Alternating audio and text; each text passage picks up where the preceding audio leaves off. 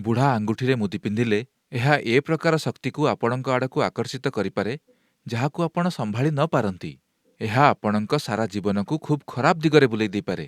କାରଣ ବୁଢ଼ା ଆଙ୍ଗୁଠିରେ ଧାତୁ ପିନ୍ଧିଲେ ସେମାନେ ଭାବନ୍ତି ଆପଣ ତାଙ୍କୁ ଚାହୁଁଛନ୍ତି।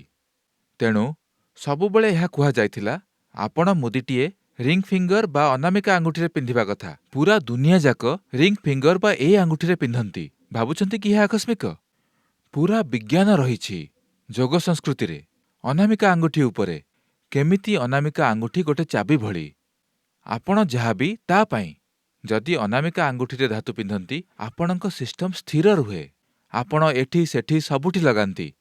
ଆଜିକାଲି ଲୋକେ କେଉଁଠି ବି କଣା କରି ଧାତୁ ଲଗାଉଛନ୍ତି। ଏହା ତା ନିଜ ହିସାବରେ କାମ କରିବ। ତାର ନିଜର ପ୍ରଭାବ ଅଛି। ଯେପରିକି ଆପଣଙ୍କ କାର୍ ପୁରା ଗୋଟେ କାନ୍ଥ ଭଳି ଫ୍ଲାଟ୍ କରି ଚଲେଇ ପାରିବେ। କିନ୍ତୁ 2 ଗୁଣ ଅଧିକା ପେଟ୍ରୋଲ ଖର୍ଚ୍ଚ ହେବ ସଠିକ୍ ଆକାର ଅପେକ୍ଷା, ନୁହେଁ କି? ଆପଣ ବହୁତ ଥକିଯିବେ ଜୀବନ ପ୍ରକ୍ରିୟାରେ।